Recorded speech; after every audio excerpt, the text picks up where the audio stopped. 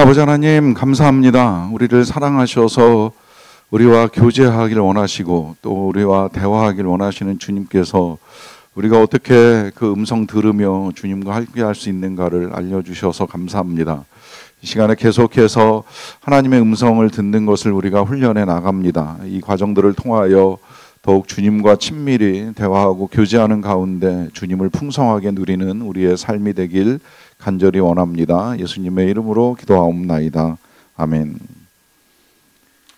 지난주에 이제 강의 끝나면서 우리가 잠깐 훈련을 해봤잖아요. 제가 피드백을 다 받지는 못했는데 사실 이 음성 듣기 훈련을 하면 이제 실제 실습을 해보고 난 다음에 어떻게 들었는지, 어떤 음성을 들었는지에 대해서도 좀 이제 서로 이야기하는 과정 속에 은혜도 나누고 이렇게 도전도 좀 받고 해야 되는데 시간에 쫓기다 보니까 이제 충분히 그럴 시간을 갖지는 못했어요. 그런데 뭐 아침에도 그렇고 이제 오후에도 그렇고 뭐 다는 아니어도 이제 부분적으로 그런 말씀은 좀 들은 것 같아요. 뭔가 명확하진 않아도 하나님의 음성이 들릴 것 같다라든지 뭐 들리는 것 같다라든지 이제 이런 이제 피드백을 이제 조금 이제 듣기는 했습니다. 물론 뭐 이 자리에 지금 그날 그렇게 해보니까 뭔가 정말 하나님이 내 마음에 울림을 주시더라 이제 이렇게 생각을 하시는 분도 계실 수 있고 아니면 난 아직도 뭐가 뭔지 도저히 모르겠다 이제 이런 생각을 하시는 분도 있을 수 있다고 생각이 되는데요. 그런데 상관없어요. 여러분 절대 이건 뭐 한 번에 되리라 이렇게 생각하실 필요도 없고 제일 위험한 게 그거예요. 한번 해보고 안 되네. 그러고서 이제 포기해버리는 게 오늘도 그 얘기가 나올 텐데 그게 제일 위험해요. 오히려 안 된다 싶으면 오히려 더 이제 인내력을 가지고 좀 더 이제 해보고자 하는 이제 생각을 가져야 합니다. 그런 면에서 이제 오늘은 이제 훈련이라고 하는 이제 주제하에 말씀을 나누게 되는데 이 훈련 아시잖아요. 저는 그 논산훈련소에서 이제 입대해서 훈련을 받을 때 한 40여일 정도 훈련을 받은 걸로 기억이 되는데 예를 들어 수류탄이 터질 때의 훈련 같으면 그냥 세워놓고 전방에 수류탄 그러면 뒤돌아서 엎드려야 되고 후방에 수류탄 그러면 그냥 그 자리에서 엎드려야 되고 이거 계속 반복시켜요. 왜 반복시키겠어요? 전쟁터에서 생각하지 않고 그냥 누군가 한 사람 전방에 수류탄 그러면 일단 피해서 엎드려야 피해를 줄이기 때문에 이제 그걸 계속 몸에 배게 만드는 거예요.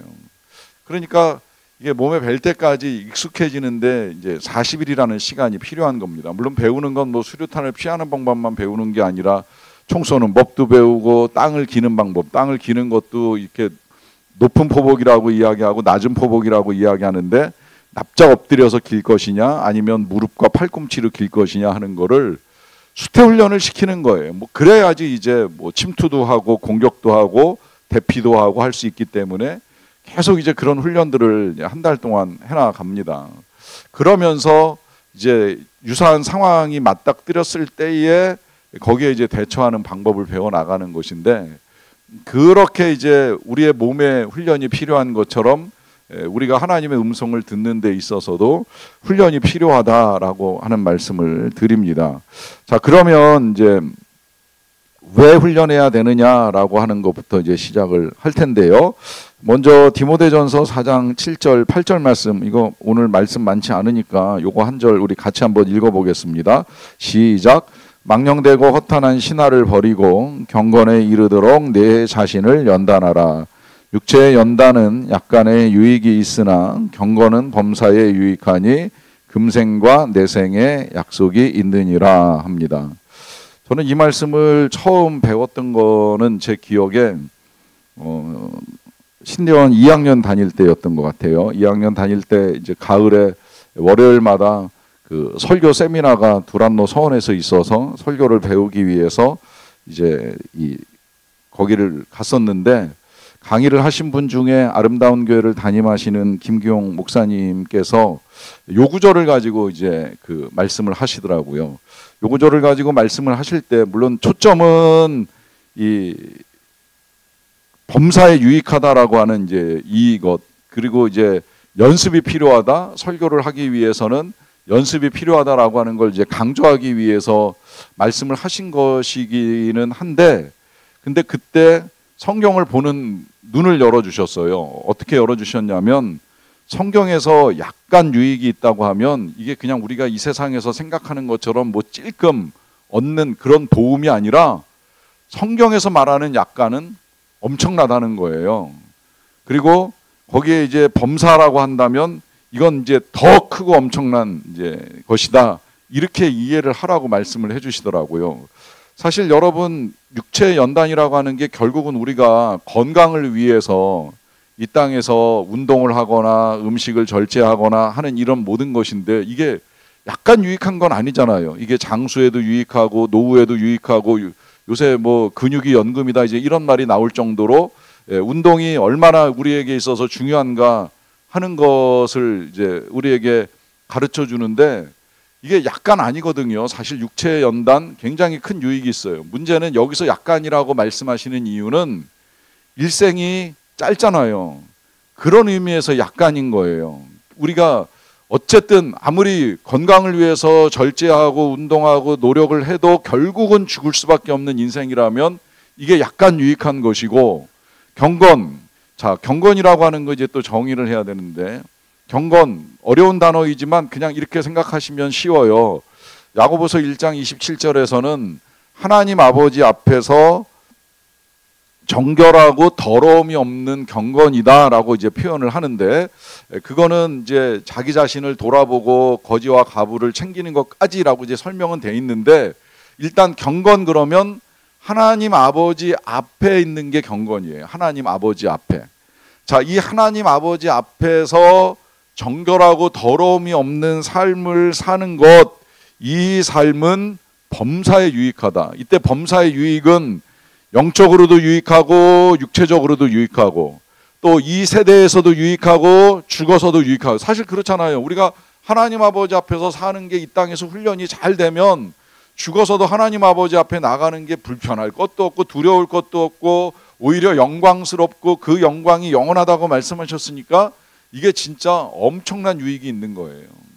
그래서 범사라고 하는 표현을 통해서 이 경건 하나님 앞에 서는 게 얼마나 유익한가 하는 사실을 일깨워 주는데 이 하나님 앞에 서는 것이 결국은 뭐겠습니까?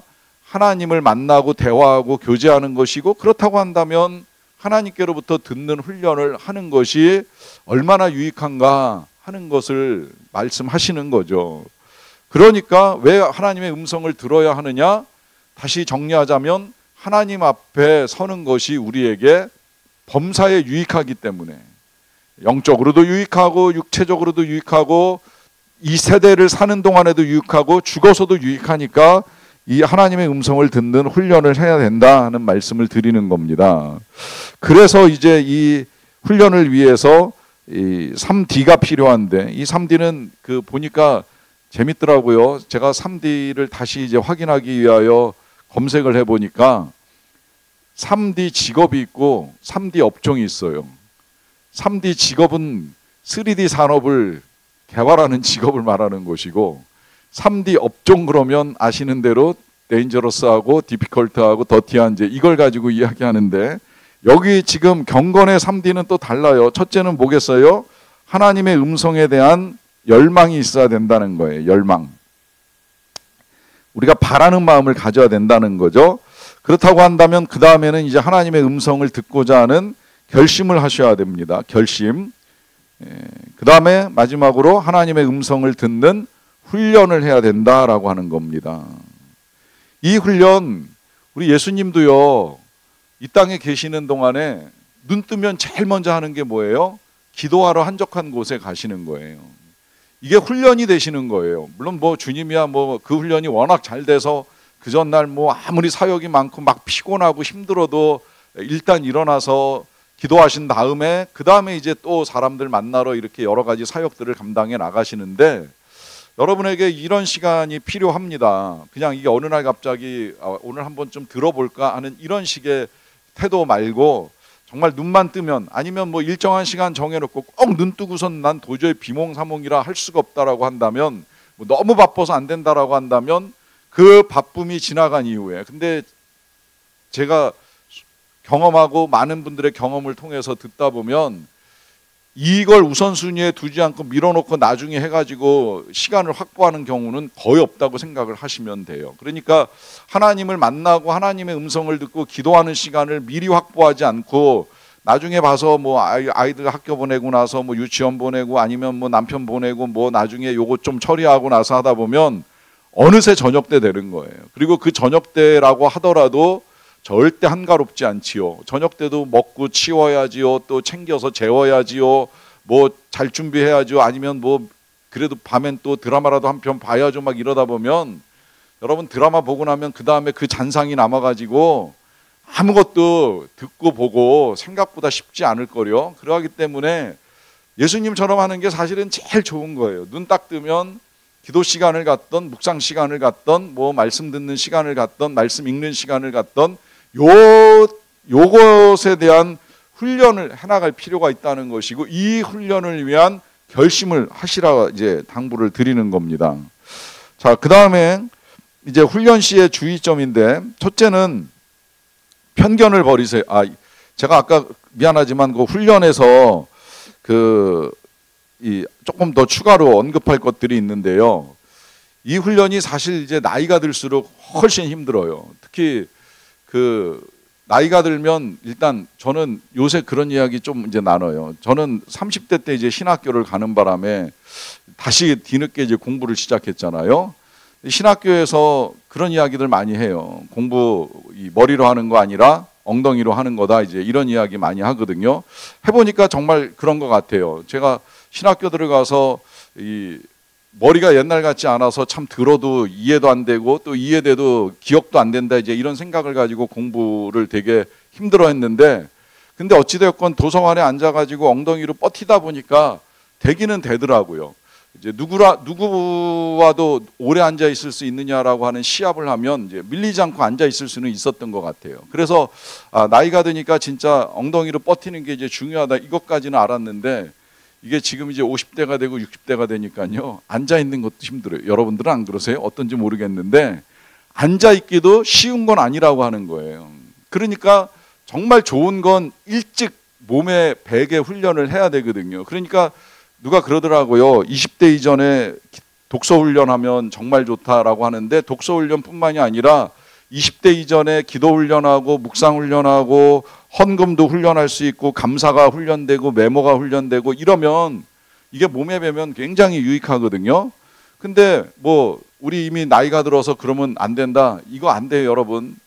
이제도 앞으로도 몇십 년 더 살아야 되니까 지금부터라도 훈련을 하시라고 지금 말씀을 드리는 거예요. 뭐라도 하나 내 몸에 좋은 게 배면 이런 습관들이 배면 음성을 듣는 습관이 배고 묵상하는 습관이 배고 기도하는 습관이 배면 좋겠다라고 이제 말씀을 드리는 겁니다. 그런 의미에서 이제 주의해야 될 거 몇 가지 이야기할 때 첫 번째로는 편견을 버려야 돼요. 편견이라고 하는 건 이제 나 자신에 대한 오해. 내가 뭐 들을 수 있겠어? 이제 와가지고 하나님의 음성이 들리겠어요라고 하는 이 편견 버리시고 또 하나님에 대한 편견도 생각보다 많을 수 있는데 오늘 그 편견 바로잡는 작업 저는 어떤 면에서 이게 더 중요하지 않을까 하는 생각을 하는데 일단 편견을 버리시다라고 하는 말씀을 드리는 거고요. 그 다음에 이제 두 번째로 포기하지 않아야 됩니다. 다시 말하면 한 번 안 들렸다고 포기하지 마시고 두 번 안 들렸다고 포기하지 마시고 세 번 안 들렸다고 포기하지 마시고 꾸준히 하세요. 꾸준히. 분명하게 말씀드리고 싶은 건 하나님은 우리를 포기하지 않으신다는 사실.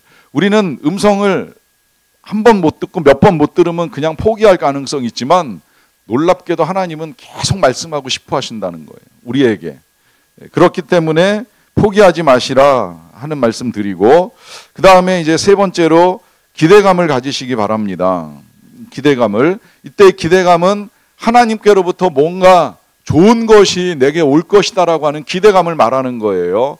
이 기대감을 갖는 마음의 태도는 정말 우주의 주인이신 하나님이 나에게 좋은 것을 주실 것이다라고 하는 그런 기대감을 가지시라 하는 말씀을 드립니다. 자, 그 다음에 이제 네 번째는 여유를 가지셔야 돼요. 여유. 조급함을 버리고 여유를 가지는데 이때 여유는 마음에도 여유가 있으셔야 되고요. 시간적으로도 좀 여유를 내세요. 막 조급하게 쫓기는 듯한 상황 속에서 빨리 말씀해 보세요라고 하는 이런 조급한 태도가 아니라 하나님 말씀하실 때까지 제가 기다려 볼게요 라고 하는 이런 시간적 심적 여유가 우리에게 필요하다고 말씀을 드리는 거예요. 그 다음에 이제 다섯 번째는 겸손하셔야 합니다. 이때 겸손이라고 하는 건 하나님을 신뢰하는 마음을 말하는 거예요. 하나님을 믿는 마음으로 기다리셔야 된다는 의미도 됩니다. 자, 그 다음에 음성을 듣는데 이제 방해가 되는 것들 몇 가지 좀 볼게요. 첫 번째로는 하나님에 대한 무지가 하나님의 음성을 듣는데 방해가 됩니다. 예를 들자면 여러분 하나님을 어떤 분이시라고 이해를 하고 계시는지요? 제가 이거 복음 나눔 같이 하셨던 분들은 이거 실제로 이제 해본 경험 많잖아요. 알고 계시는 하나님 이제 말씀해 보세요라고 하면 많아야 10개에서 한 20개 정도 나올까 말까예요. 그게 이제 우리가 알고 있는 하나님에 대한 전부. 뭐 예를 들면 뭐 천지를 창조하심부터 시작해서 전지전능하시고 무소부재하시고 사랑하시고 심판하시고 인내하시고 구원하시고 성실하시고 신실하시고 하는데 이 정도 열거해 봐야 지극히 부분적이라고 하는 것입니다. 우리가 알고 있는 하나님에 대해서. 더더군다나 그 하나님께서 어떤 성품을 가지고 계시고 어떤 인격을 가지고 계시고 또 우리를 어떻게 인도하시는지 그 방법이라든지 또 성경 속에서 드러나고 있는 각 사람들을 대하는 이 모습들 일일이 보면 수없이 다양한 모습을 가지고 계신 이 하나님에 대해서 우리가 모르기 때문에 하나님의 음성을 못 들을 수도 있다는 거예요. 그러니까 하나님을 알면 알수록 하나님께로부터 듣는 건 훨씬 더 이제 익숙해질 수 있다는 말씀을 드리는 거고요. 자, 그 다음에 이제 두 번째, 자기 자신에 대한 낮은 평가가 방해가 될 수 있습니다. 이때 이 낮은 평가라고 하는 건 나는 뭐 신령하지도 않고 나는 주의 종도 아니고 나는 교역자도 아니고 나는 뭐 권사도 아니고 나는 뭐 하여튼 아니 너는 아무것도 아니기 때문에 난 못 듣는다 이런 생각, 나는 뭐 교회 생활에 연륜이 짧아서도 어렵다 이런 생각 다 편견이에요. 여러분들은 우주의 주인이신 하나님의 아들입니다. 딸도 아니고 아들이라고 하는 걸 강조하는 건 상속자이고 하나님이 주시기를 기뻐하신다는 의미에 있어서의 하나님이 아들이라고 불러주시는 거예요. 그러니까 스스로 하나님 앞에서 낮추지 마세요. 내가 대단히 하나님 앞에 존귀한 존재라는 인식을 가지고 나가시라고 말씀을 드리는 거예요. 자, 그 다음에 이제 세 번째, 잘못된 죄의식이 방해가 되는데요. 죄의식. 우리가 죄 때문에 하나님의 음성을 못 듣는다? 아니라고 지난 시간에도 제가 한번 말씀드렸어요. 죄가 있어도 들을 수 있어요. 다만 죄가 방해가 되니까 죄로부터 벗어나는 게 필요하고, 그래서 이제 오늘 훈련 중에도 이 회개라고 하는 것이 나올 수 있는데, 잘못된 죄의식 때문에 나 같은 죄인한테 무슨 말씀을 하실까? 이렇게 생각하실 필요는 없다는 말씀을 드리는 겁니다. 자, 그 다음에 이제 또 하나, 네 번째로는 일과 분주함이 방해가 돼요. 너무 바쁘면 그 바쁨 가운데 듣는다라고 하는 건 실제로 어려운 일이니까 이제 말씀을 드리는 거예요. 일과 분주함. 자, 다섯 번째는 불신앙인데, 이때 이 불신앙이라고 하는 요 표현은 하나님을 믿지 못하는 것이 아니라 이 하나님의 음성을 듣는 것이 영적으로 특별한 사람 내지는 뭐 소수의 엘리트만의 전유물처럼 이해하시는데 그럴 필요 없으시다고 말씀을 드리는 거예요. 제가 지난 시간에도 그런 이야기 했잖아요. 저보다 훨씬 더 잘 듣는 성도님들도 계실 수 있다는 거예요. 누구라도 들을 수 있다는 말씀을 지금 하는 겁니다. 자, 그 다음에 여섯 번째, 하나님에 대한 분노가 방해가 될 수 있어요. 자, 요 분노라고 하는 요 표현은 뭔가 이제 충격적인 일을 겪을 때, 예를 들면 뭐 가족 중에 이제 갑자기 그 누가 세상을 떠날 때, 어제 그 다니엘 기도회에서도 간증하신 사모님이 그런 말씀하셨다는데, 교회 부임하고 얼마 안 됐을 때 자녀가 교통사고로 세상을 떠났어요. 어린 자녀인데 세상을 떠났어요. 그러다 보니까 충격에 빠져가지고 이 집에서 나오지를 못하고 매일을 눈물로 세월을 보내는데 무슨 음성이 들리겠어요? 못 듣는 게 정상이에요. 그게 잘못되었다고 말씀을 드리는 게 아니에요. 하나님 앞에 화가 나고 충격적인 일을 겪으면 어쨌든 하나님의 음성이 들려오지 않아요. 그러다가 이제 시간을 보내시다가 그 찾아오신 장로님이 남편 목사님하고 이제 이야기를 나누는 그 대화를 듣고 이 사람이 아차 싶어가지고 이제 털고 일어나면서 다시 이제 사역을 시작을 하시게 되는데, 그런 것들이 방해가 될 수 있다는 거예요. 그때 이제 하나님은 그 아픔이나 고통을 다 이해하세요. 모르지 않아요. 다만 그 아픔에 이제 우리가 너무 시간을 오래 뺏기면 우리 귀가 다친다는 말씀을 드리는 거예요. 그러니까 이런 것들도 방해가 될 수 있다라고 하는 것이고요. 그 다음에 이제 은밀한 죄. 이 은밀한 죄 같은 경우에는 뭐가 은밀한지 아시죠? 이게 겉으로 드러나는 죄가 있고요, 드러나지 않는 죄가 있는데, 겉으로 드러나지 않는 죄가 이제 음란함이나 누구를 미워하는 마음입니다. 이거 솔직히 뭐 누가 알겠어요? 다 혼자 몰래 숨어가지고 나쁜 짓 하는데, 그런데 본인은 알잖아요. 본인은 아는데 이게 이제 하나님의 음성을 들으려고 하면 이렇게 표현하더라고요. 마치 라디오 주파수 맞출 때 잡음같이 힘들게 만든다. 제가 어제도 운전하면서 그 극동방송을 듣다 보니까 그 터널을 지나갈 때 꼭 이게 칙 하면서 안 들리진 않아. 들리긴 들려. 뭐라고 그 DJ가 말하는 이야기를 듣기는 듣는데 이게 뭔가 잡음이 섞이니까 듣다가 되게 힘들다, 이런 생각이 들더라고요. 이 은밀한 죄가 그런 역할을 해주고 있는 거예요. 하나님의 음성을 듣는데 잡음이 섞이는 것 같은 역할을 해주니까 선명하게 듣는 게 그만큼 어렵다는 말씀을 드리는 겁니다. 그 다음에 이제 8번째는 반항적인 영혼의 상태예요. 반항적인 영혼의 상태.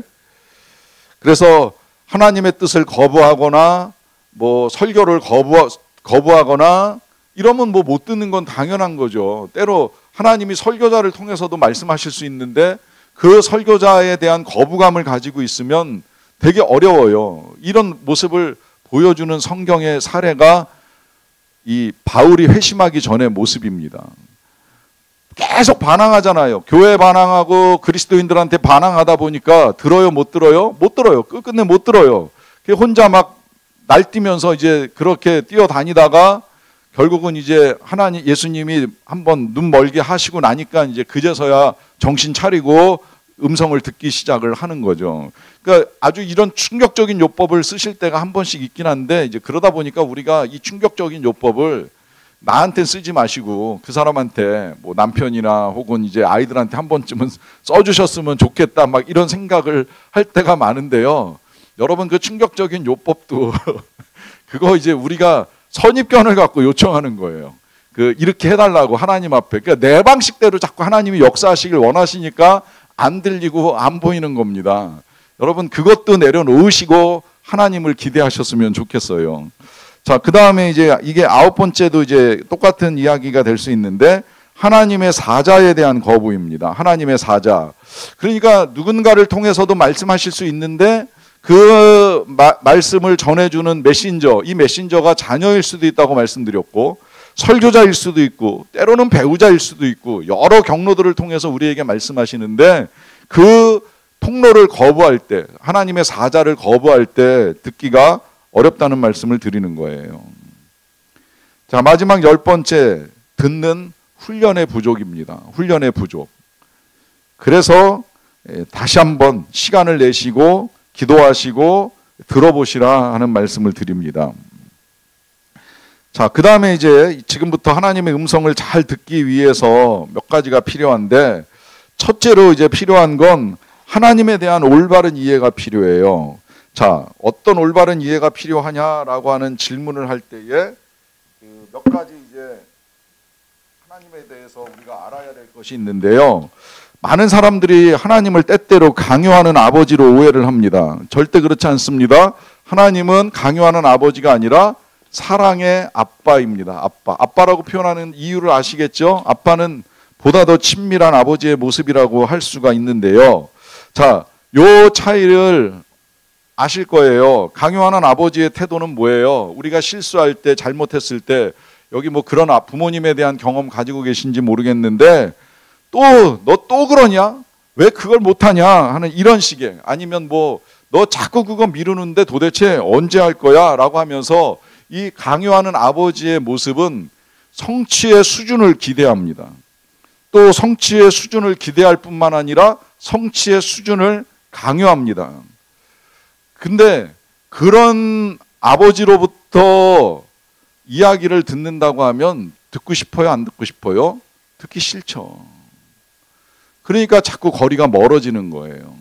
그러면 사랑하는 아빠에게 있어서 가장 많이 들려오는 음성은 어떤 음성이겠습니까? 괜찮다는 거예요. 됐다. 걱정 마라. 이게 사랑하는 아빠가 자녀에게 들려주는 음성 아니겠습니까? 뭐 조금 실수하고 실패하고 넘어졌다. 괜찮아. 다시 또 해봐. 도와줄 수 있어. 내가 도와줄게. 이런 아빠의 모습이라고 말씀을 드리는 겁니다.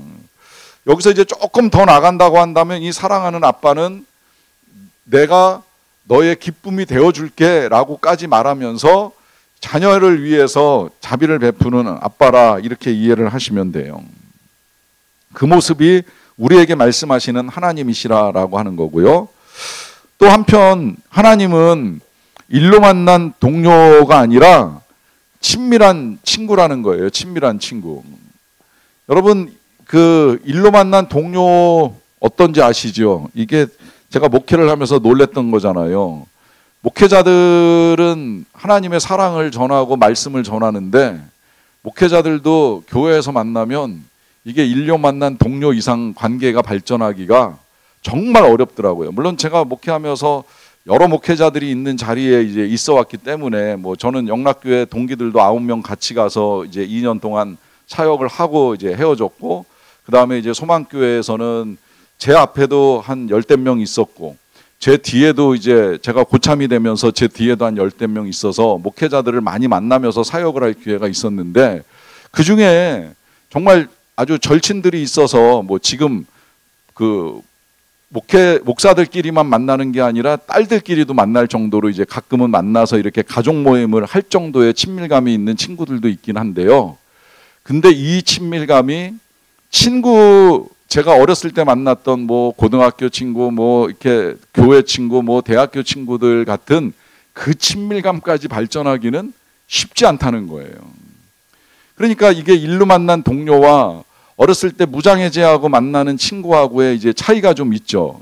저는 그래서 이제 옛날 친구들 만나는 거 굉장히 좋아하는 게 굉장히 편안하게 어떤 이야기도 할 수 있는 이제 그런 만남이 가능하거든요. 여러분 이 관계가 하나님과 우리의 사이에 있어서도 정말 꼭 필요한 거 있을 때만 찾는 그런 친구가 아니라 그런 동료가 아니라 나의 어떤 것이라도 무엇이라도 다 내놓을 수 있는 혹은 들을 수 있는 그런 관계로서의 친구라는 의미예요. 그래서 여러분 하나님이요 하나님의 음성을 들려주실 때 제가 들었던 음성으로 그냥 편안하고 솔직하게 말씀을 드리자면 제가 한참 기쁠 때 하나님 감사해요 라고 하는 짧은 고백을 했을 때 하나님이 순간적으로 지나가면서 그런 음성을 들려주시는 것 같았어요. 제 마음에 즐겁니? 행복하니? 이 질문은 그러니까 나와 함께 기뻐하시는 친구라는 느낌을 확 주시는 거예요. 우리 하나님이 그런 분이시라는 말씀을 지금 제가 여러분들께 드리는 거예요. 자, 그 다음에 이제 세 번째. 자, 용납하지 않는 선생과 인내심이 많은 스승입니다. 자, 이 차이 아실 거예요. 선생에 따라서 뭐 태도들이 다 달라질 수 있다고 생각이 되는데요.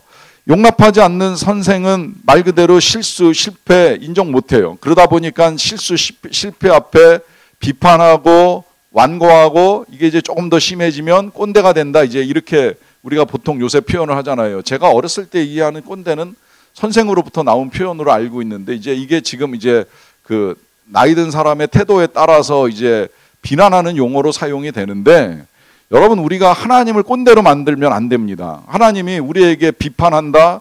그리고 우리의 실수와 실패를 용납하지 못한다. 이렇게 하면 벌 받을 거야 라고 생각하는 그 모든 것들이 용납하지 않는 선생의 모습으로 하나님을 이해하고 있는 거예요. 여러분 하나님은 인내심이 있는 스승인데 그 인내심은 우리가 생각하는 것보다 길고 넓고 깊어요. 그리고 더 나아가서 그 하나님이 그래서 우리를 사랑하시는 방식은 우리의 행위나 그 행위에 따른 결과가 아니라 우리의 존재 자체를 사랑하시는 거예요. 이거 또 하나님이 우리를 사랑하시는 이유는 우리의 행위에 근거한 것이 아니라 하나님의 자비하심에 근거합니다. 하나님의 자비하심. 그래서 우리를 용납해 주시는 거예요. 자, 그 다음에 이제 네 번째, 성마른 가이드와 친절한 안내자라고 보시면 돼요. 친절한 안내자. 혹시나 뭐 여행하시면서 가이드의 도움을 받아보신 적이 있는지 모르겠는데, 가이드에 따라서는 고객들의 요청을 잘 들어주는 가이드도 있기는 합니다만은 이 고객들을 다그치는 가이드도 있잖아요. 뭐 몇 시까지 오세요, 빨리 오세요, 늦지 마세요, 늦으면 그냥 떠날 거예요, 제 시간에 나오세요, 막 이러면서 어떻게든 막 스케줄 따라서 일을 진행해 나가기 위해서 애를 쓰거나 아니면 또 그 애를 쓰는 과정 중에 뭐 쇼핑하는데 데려가가지고 막 사면 막 얼굴이 이렇게 막 환해졌다가 아무도 안 사는 것 같으면 막 얼굴 막 찌그러지는 그 성마른 가이드하고 여행해 보신 분들 혹 계시다면 아실 거예요. 여행이 하나도 즐겁지 않아요. 그러니까 이게 참 어떤 가이드를 만나느냐에 따라서 행복한 여행이 될 수도 있고 불행한 여행이 될 수도 있는데 이게 성마른 가이드를 만나면 불행해지는 거예요. 근데 하나님은 우리를 절대 재촉하지 않으신다는 거예요. 저는 이 사실도 생각해 보면 되게 감사했어요. 제가 처음에 신학을 결심한 건 수능 전날, 우리 때로 말하면 학력고사 전날, 오늘 같은 수요일 전날 밤에 하나님이 나를 부르신다는 것을 알고 있었는데 제가 그 부르심에 응하지를 않고 일반 대학을 가는 바람에 시간이 늦어졌죠. 일반 대학 가는 바람에 또 직장 생활 하느라고 또 늦어졌죠. 직장 생활 하는 동안에 부르셨는데 또 거절하는 바람에 또 늦어졌죠. 그래서 이제 사회생활을 한 6년 정도 하고 나서 신학 공부를 하게 됐는데 하나님이 재촉을 안 하세요. 빨리 안 와? 이렇게 말씀하시는 가이드가 아니라는 거예요. 오히려 기다려주는 그 인내함 많으신 선생님처럼 아니면 정말 친절한 안내자처럼 제가 바른 길로 갈 때까지 분노하지 아니하시고 기다리시는 그 모습을 보여주는 거예요. 여기 이제 이 친절한 안내자의 모습이 분노하지 않고 기다리는 모습을 보여주신다라고 하는 이제 이야기입니다. 그 모습은 6절에도 나오는데 5번에도 나오는데요. 자, 인색한 사장님이 아니라 하나님이 인색한 사장님이 아니라 관대한 공급자라고 하는 것입니다. 관대한 공급자. 자, 이 하나님을 인색한 사장님으로 보았던 사람을 예수님이 비유로 들었지요. 누구예요? 집을 떠난 탕자예요. 이 탕자가 집을 떠났다가 먹을 것 다 떨어지고 난 다음에 집에 돌아갈 결심을 하잖아요. 근데 결심했을 때 그가 이해하고 있는 아버지는 어떤 아버지? 인색한 사장님. 내가 가야 품꾼의 하나로 받아주고 내가 일해야 먹을 걸 주시는 그런 사장님으로 이해하고 있었던 거예요. 바른 이해예요? 틀렸죠. 왜 틀렸어요? 그 아버지는 그런 인색한 사장이 아니에요. 뭐예요? 관대한 공급자예요. 그 공급이 어떻게 나타나는 거예요? 옷 주죠, 신발 주죠, 반지 주죠, 잔치상 차려주죠. 넉넉한 공급자예요.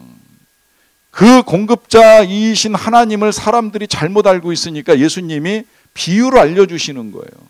너희의 아버지는, 우리의 아버지는 그런 인색한 사장이 아니다. 얼마든지 좋은 걸 주시는 아버지시다라는 걸 알려주시는 거죠.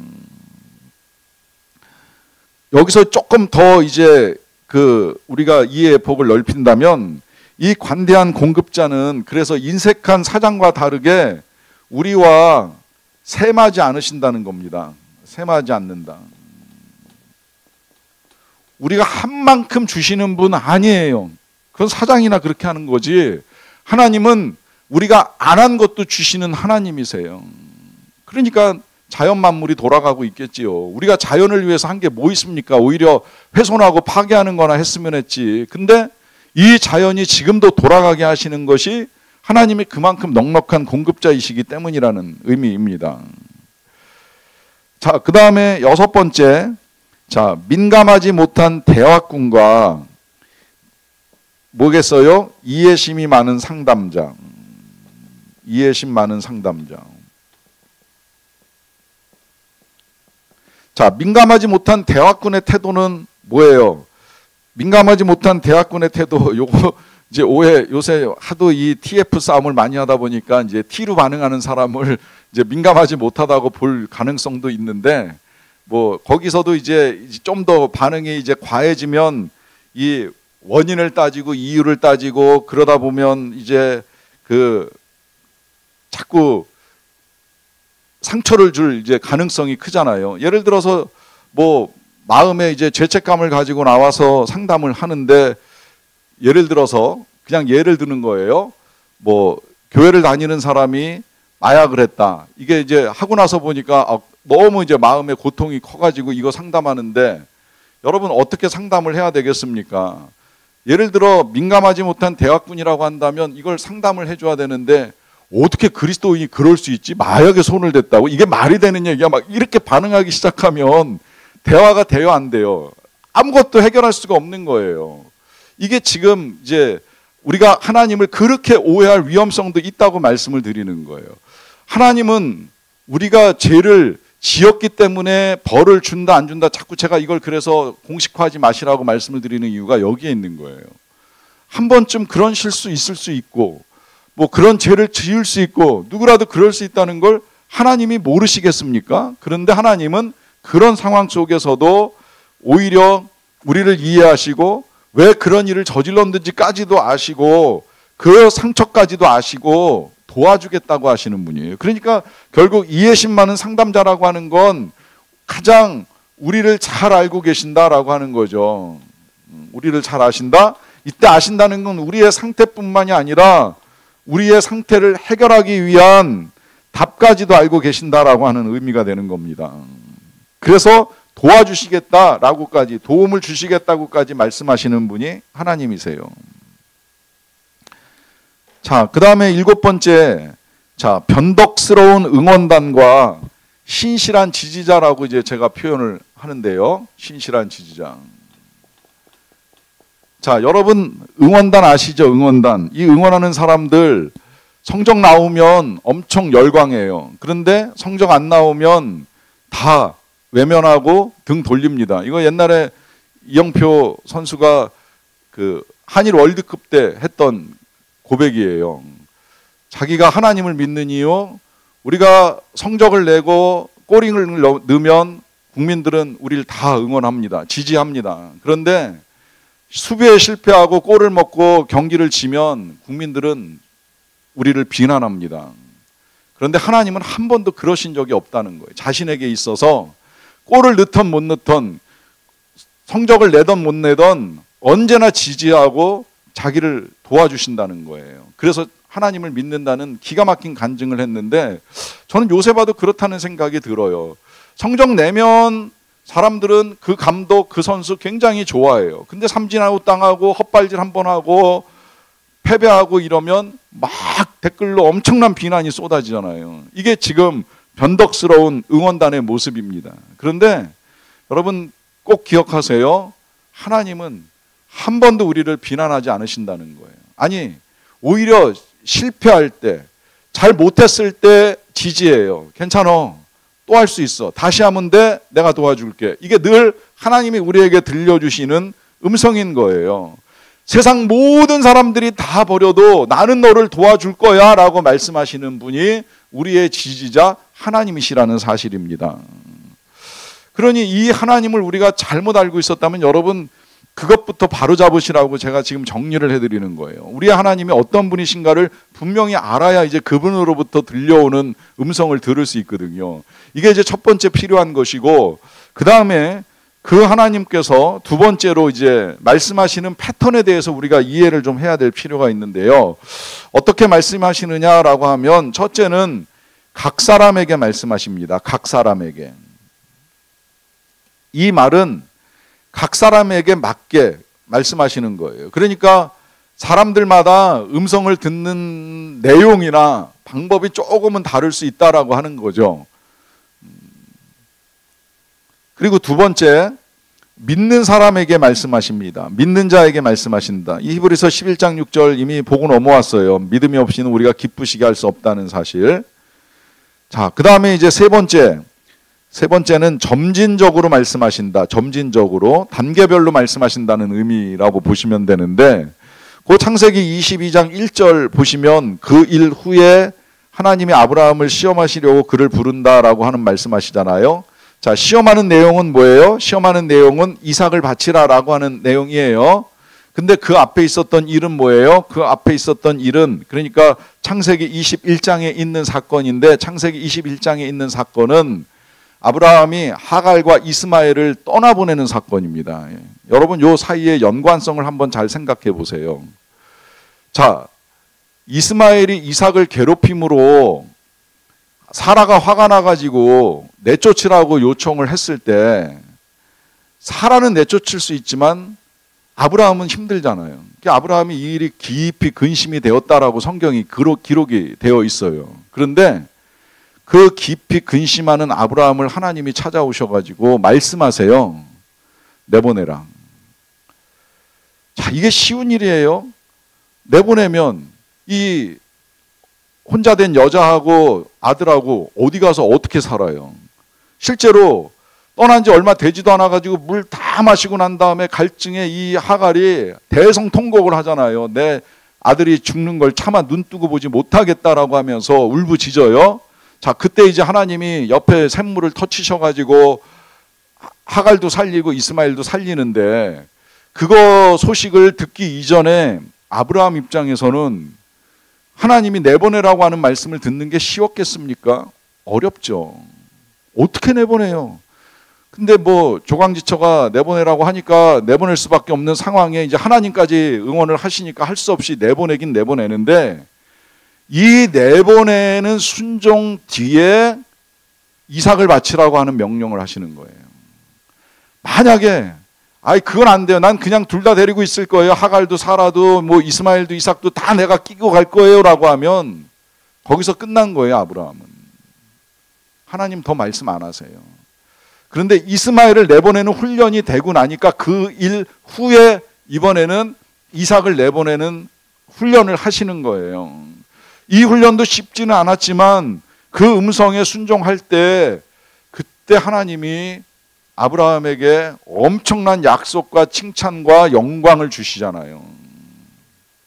이렇게 이제 점진적인 과정이 필요하다고 말씀을 드리는 겁니다.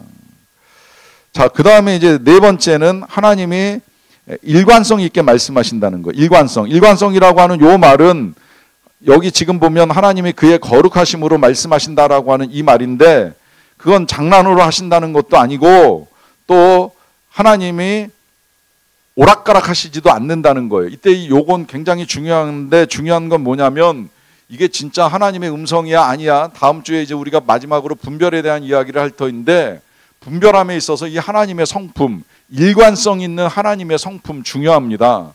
하나님은 불변하시는 하나님이시잖아요. 그게 일관성인데, 그 불변하시는 사랑의 성품 때문에 우리가 헷갈리지 않을 수 있다는 거예요. 뭐 어느 날은 갑자기 먹어 그랬다가 어느 날은 갑자기 굶어, 어느 날은 갑자기 살려 그랬다가 어느 날 갑자기 죽여, 이렇게 변덕스러운 하나님이 아니시라는 이야기예요.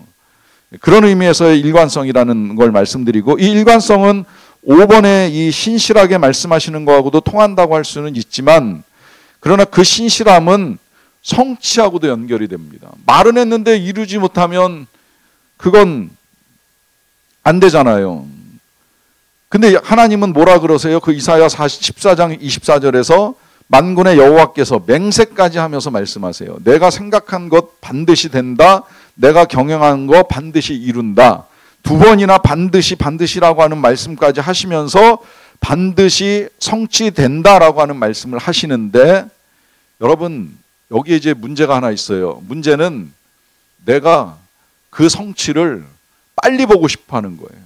조급해하는 거예요. 성취하신다고 하셨으면 왜 빨리 안 하시나? 때는 하나님의 손에 있습니다. 그래서 기다림이 필요하다고 말씀을 드리는 거예요. 자, 그 다음에 이제 6번째로 반응을 구하며 말씀하십니다. 어떤 반응을 구하는가? 여기 지금 천사가 이 사가랴를 만났을 때에 지금 이제 곧 요한이라고 하는 아들이 태어날 거라고 말씀을 하셨는데 이 사가랴가 반응을 잘못했어요. 어떻게 반응해요? 자기 나이 많고 불가능한 일이라고 반응을 했잖아요.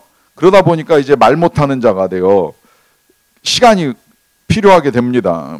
그 1장 그 지금 본문 마지막에 보시면 네가 내 말을 믿지 아니함 이거니와 때가 이르면 내 말이 이루어지리라 라고 하면서 하나님의 말씀이 이루어지는 것을 믿도록 반응을 구하시는 거예요. 그래서 이런 패턴을 이제 우리가 알고 있으면 이제 음성을 듣는데 더 도움이 된다는 거고요. 그 음성 듣기를 위해서 이제 다시 한번 훈련에 필요한 것들 정리하겠습니다. 첫째, 회개하십시오.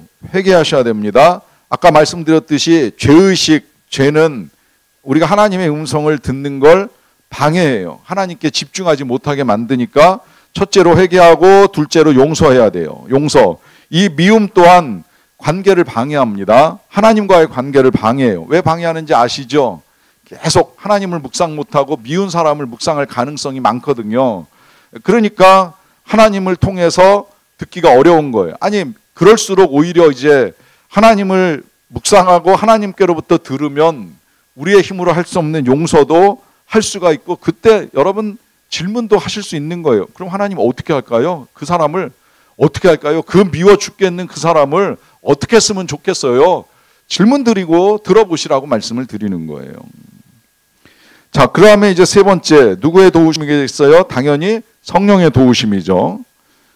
어떻게 듣겠다라고 하는 내 생각 내려놓고, 그게 이제 4번하고도 통하는데, 자기 중심적인 기준 내려놓고, 그러고 철저하게 성령께로부터 듣겠다라고 하는 겸손함을 가지고 성령의 도우심을 구하는 거예요. 그 다음에 다섯 번째, 사단을 대적해야 됩니다. 사단, 우리에게 악한 생각을 갖다 주고 또 심지어 들을 수 없다고 하는 부정적인 생각도 갖다 주고 의심하게 만드는 이 사단을 대적하고 들으시라는 거예요. 자, 여섯 번째로 말씀을 묵상하세요. 가장 좋은 방법이에요. 성경 열어놓고 듣겠다는데 하나님이 침묵하지 않으세요.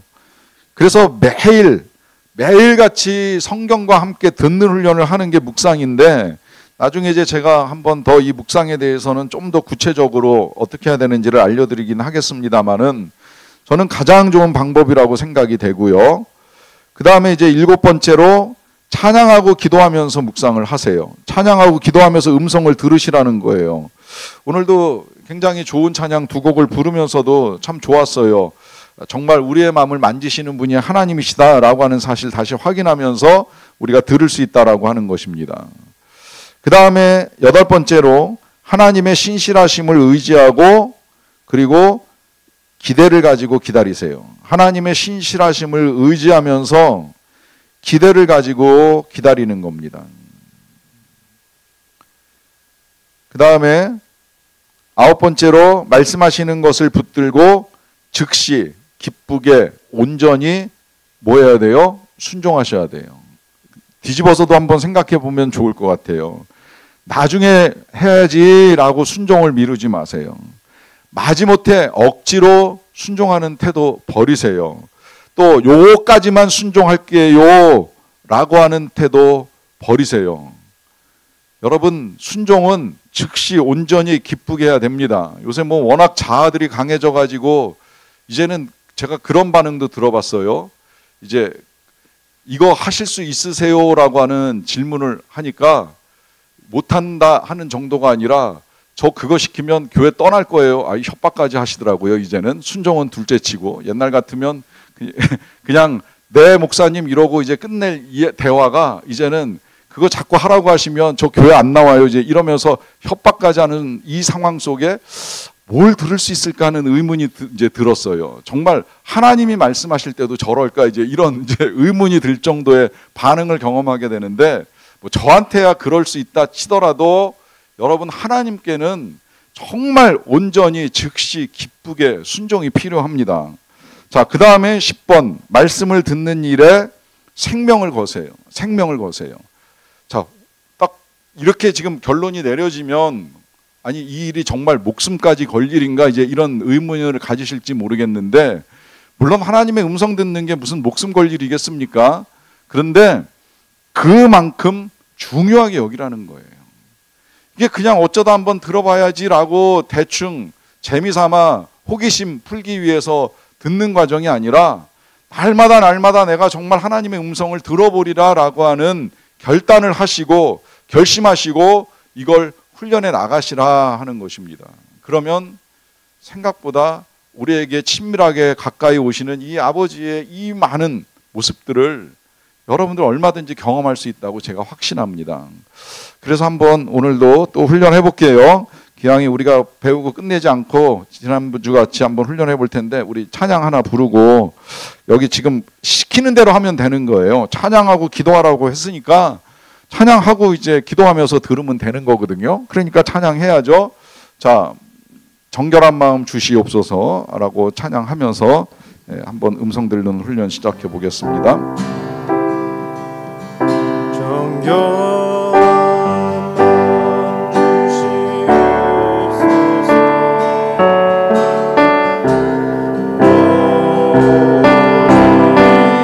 정직한 영을 새롭게 하소서.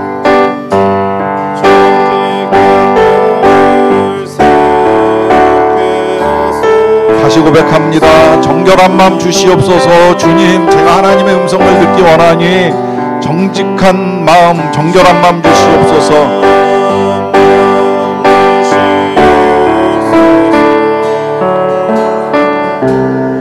오 주님, 정직한 영을 새롭게 하소서. 정직한 영을 새롭게 하소서. 나를 주님 앞에서 멀리하지 마시고, 나를 주님 앞에서 멀리하지 마시고, 주의 성령을 거두지 마소서.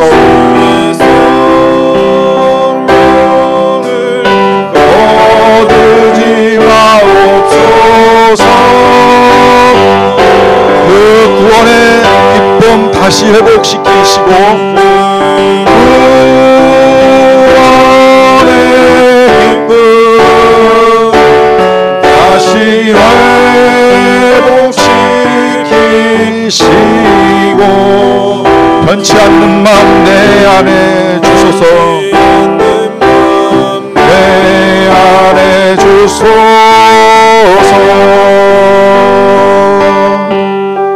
이 시간에 같이 기도하겠습니다. 먼저 이렇게 기도하며 나아갑니다. 말씀대로 회개하십시오. 행여라도 여전히 마음에 남아있는 죄악 혹은 미움이 있다면 이것까지도 다 내려놓읍시다.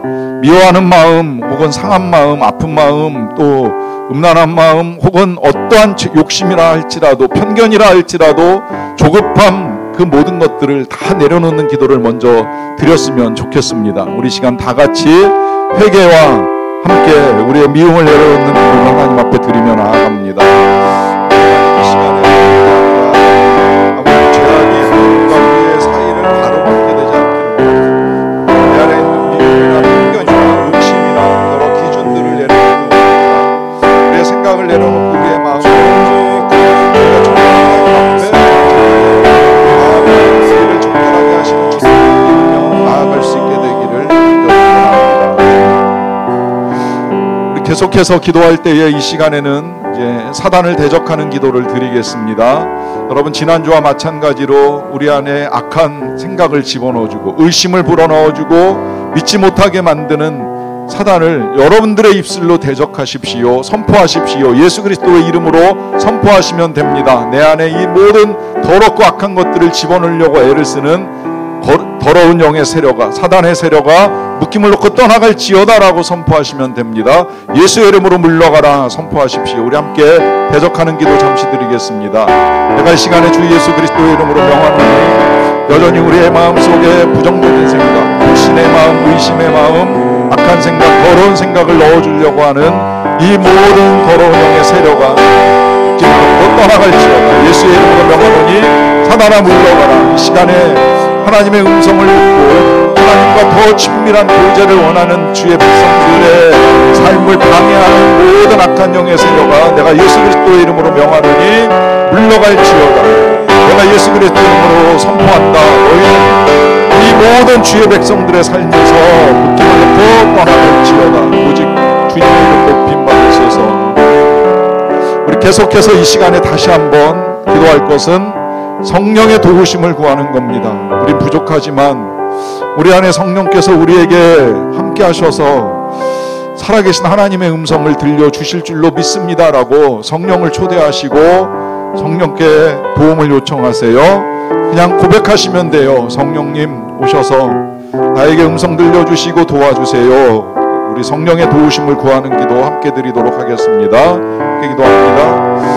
성령님, 우리의 연약함을 도우시는 하나님의 영이신 줄로 믿사옵나이다. 우리가 말할 수 없는 탄식으로 기도할 수 없을 때라 할지라도 우리를 위하여 친히 기도하시는 성령님 오소서. 성령님 도우소서. 성령님 함께 하소서. 이 시간 우리 각 사람에게 임하셔서 말씀하시고 들려주시고 듣게 하시고 귀를 열어주소서. 마음의 귀를 열어주셔서 주의 성령과 함께 들을 수 있는 시간이 되기를 간절히 원합니다. 주님, 이제 이 시간에 여러분 기도하면서 하나님의 음성을 구하십시오. 하나님께 그렇게 기도하십시오. 하나님, 이 시간에 내가 마음을 열고 듣기 원합니다. 내 마음에 들려주시는 하나님의 음성을 듣기 원합니다. 오늘 하루를 살아가는 동안에 지금 이때에 그리고 지금 내가 살아가는 동안에 필요한 하나님의 음성 듣기 원합니다. 신실하심을 의지하고 기대하면서 기다리면서 우리 시간에 다 같이 하나님이 우리 각자에게 말씀하시는 음성을 듣는 시간을 갖도록 하겠습니다. 먼저는 여러분들의 입술로 하나님의 음성을 듣고자 하는 고백을 하시고 이후에 시간을 가지시면서 각자에게 들려주시는 하나님의 음성 무엇인지 함께 듣는 시간 갖도록 하겠습니다. 감사합니다.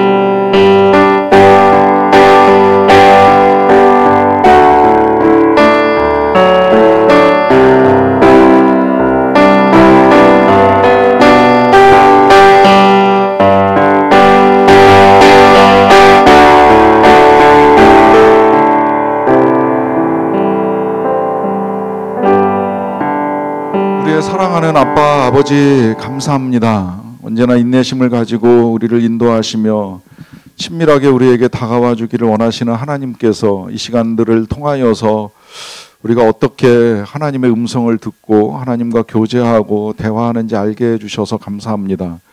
이 시간에도 우리 각 사람에게 말씀하여 주신 줄로 믿습니다. 들음받은 이 음성 잊지 않게 하시고 또 잘 들리지 아니하였다 할지라도 포기하지 않고 계속해서 하나님께 귀 기울이는 삶을 살기 원합니다. 하나님, 우리에게 인내함을 주시고 우리를 지금까지 기다리셨던 주님께 우리도 기다리면서 들려주시는 바 그 귀한 하나님의 음성을 듣는 자들이 되게 하여 주시옵소서.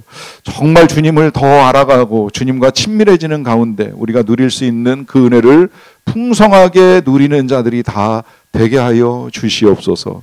감사드립니다. 예수님의 이름으로 기도합니다. 아멘. 주 예수 그리스도의 은혜와 말씀하시는 아버지 하나님의 크신 사랑과 들려주시는 성령님 함께하여 주심이 주님의 음성을 들으며 주님과 더 깊은 교제 속에 들어가기 원하는 모든 주의 백성들과 항상 같이 계시기를 간절히 축원하옵나이다. 아멘.